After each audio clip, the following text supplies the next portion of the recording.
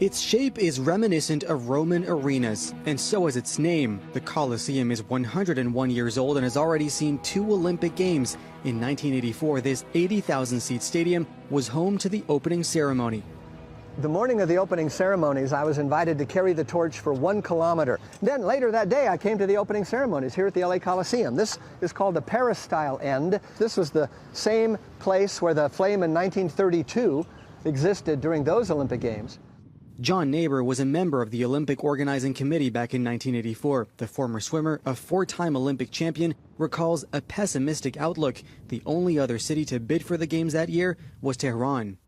My Olympics in 1976 were a financial debacle. The people of Montreal ended up paying for those Games for 30 years.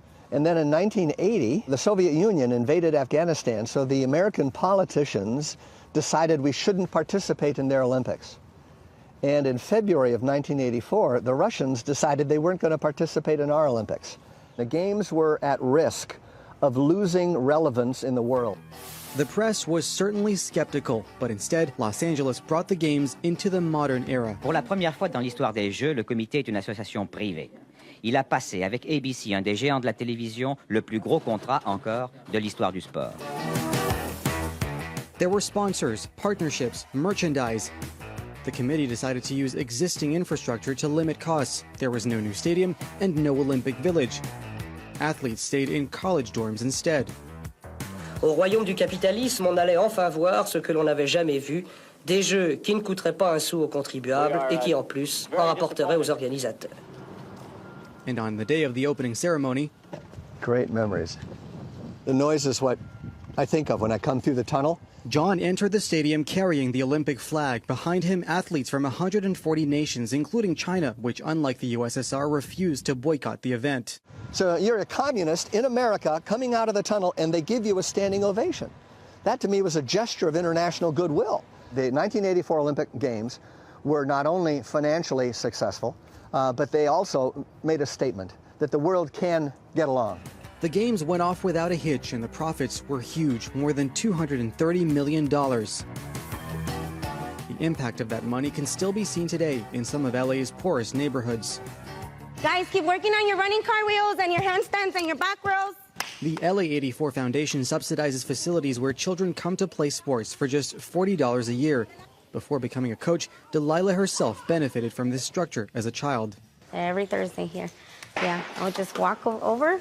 And for me, it was like an escape from being, you know, in that ugly environment at my house. So I came to gymnastics, and then I never left. The foundation receives some $27,000 each year. The goal is to make sports accessible to all, with positive effects on concentration and self-confidence. Gymnastics is my favorite thing because it helps me learn better. We couldn't afford it otherwise because we know that elsewhere they charge a lot. It's very expensive. The community we have is what has helped us to ensure that young people like them integrate and don't get lost. The structure has helped some obtain a scholarship or even become professional athletes, but the head of the program acknowledges the fight for equality is not over yet. The challenge still remains, right, that there's a huge salary gap at the end, and men are still making far more than women. Women are still caught up in some of the feminine-based sports. 40 years on, the Los Angeles Olympic Games and their legacy are still being celebrated. The foundation claims it's helped 4 million children and trained almost 200,000 coaches since then.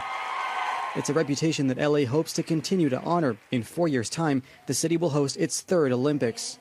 I'm hoping, one, to live up to that legacy, but I'm also hoping that LA 28 really becomes a catalyst for us to resolve a number of issues that we have here. We have an issue with people who are unhoused, and we want to make sure that they have housing, especially before the world comes.